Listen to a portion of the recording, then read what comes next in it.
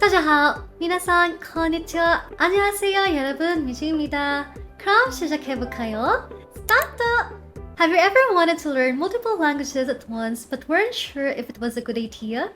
Or maybe you've already started and are curious about how others make it work. Well, I've always been fascinated by the idea of learning multiple languages at the same time. And even though most polyglots advise against it, especially with similar languages, I decided to try it for myself.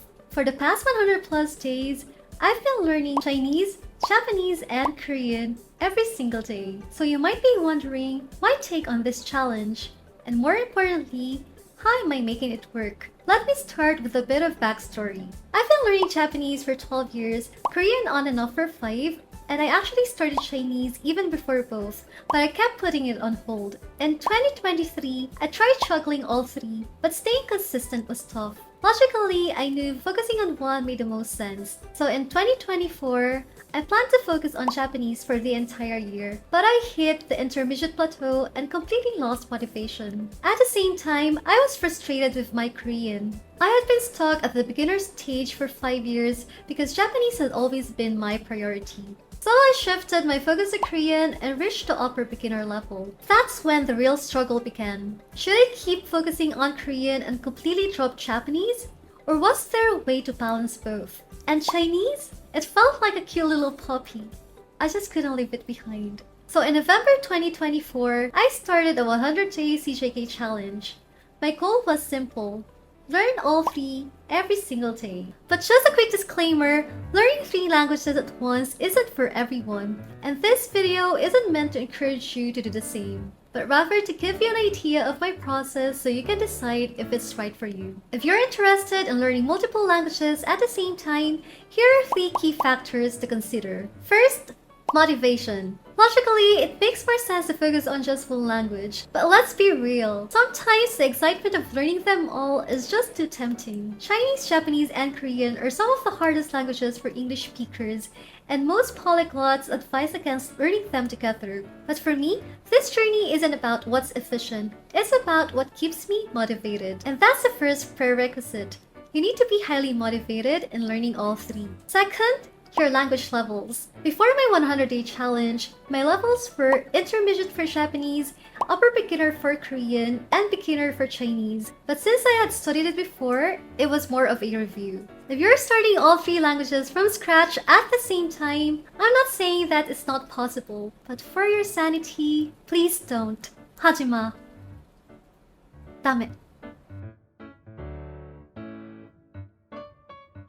Dabbling is fine, but if you actually want progress, focus on one first. I recommend reaching at least upper beginner, preferably intermediate, before adding another. I learned this the hard way. After taking the JLPT N5, I immediately jumped into Korean. But because my Japanese was still at basic level, my brain got overloaded. I was learning JLPT N4 vocab and beginner Korean, and it was too much. When I finally picked up Korean again after taking the JLPT N4, it was way easier.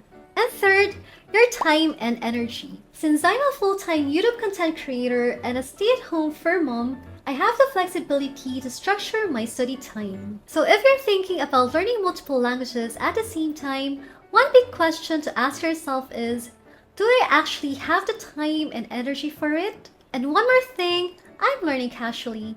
I'm not studying for HSK, JLPT, or TOPIK. If you're preparing for an exam, I highly recommend focusing just on that language. When it comes to learning multiple languages, there are many ways to go about it. Some learners prefer theme days, like studying Japanese on Mondays, Wednesdays, and Fridays, Korean on Tuesdays and Thursdays, and Chinese on weekends. Others focus on one language for a few months before switching to another. As for me, I love keeping daily streaks, so I study all 3 every day, but only because I'm learning casually. I don't deep dive into grammar for all 3 at once. I initially tried setting up a fixed study schedule like a classroom-style routine, but it just wasn't my thing. Instead, I use a daily task list for each language and pick up what I want to focus on. Some days, I just listen to music while editing videos. Other days, I'd be completely immersed in an anime or K-drama marathon. And of course, there are days when I was super focused and productive.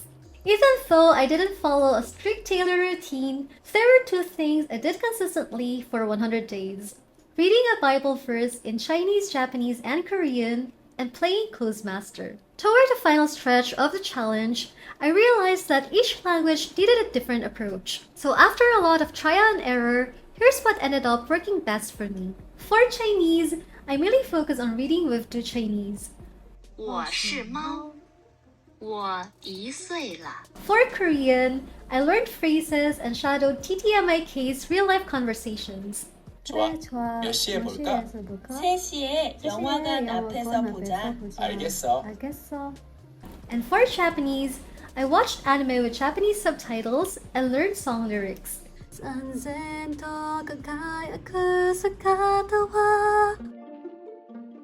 One of my biggest challenges?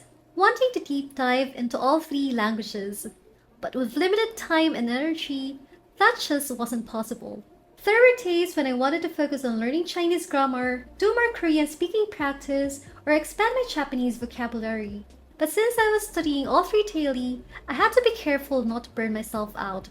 Another challenge was that my physical and mental energy levels varied each day. On days when my energy was low, I had to scale back and adjust my study plans accordingly, even if I had originally planned an intense session. To address these challenges, I took a step back and reflected. If I wanted to become fluent in all three, I knew I couldn't split my focus evenly. I had to prioritize one and dedicate more time and energy to it. But choosing which language to focus on felt like a constant tug-of-war between Japanese and Korean. Since I'm already at intermediate level in Japanese, it made more sense to focus first on it to reach advanced fluency. Plus, my channel's content is mostly about learning Japanese. But after a lot of careful thought, I decided to prioritize Korean. For now. At one point, I actually thought about dropping Japanese and just focusing on Korean. But in the end, I found a way to keep learning all three, this time with a better structure. Here's my new daily study plan. I'm still doing Quiz-Master every day for all three languages. But now I'm focusing more on Korean, immersing more, journaling, and learning song lyrics to improve my pronunciation and reading speed. For Japanese, I'm keeping it mostly passive immersion for now. This way, I can deep dive into Korean without feeling guilty about neglecting Japanese, and I also won't have to wait for years before touching Chinese again. I don't know if this plan will stick long term, but for now, I'll continue for another 100 days and see how it goes. ikaga dashita ka?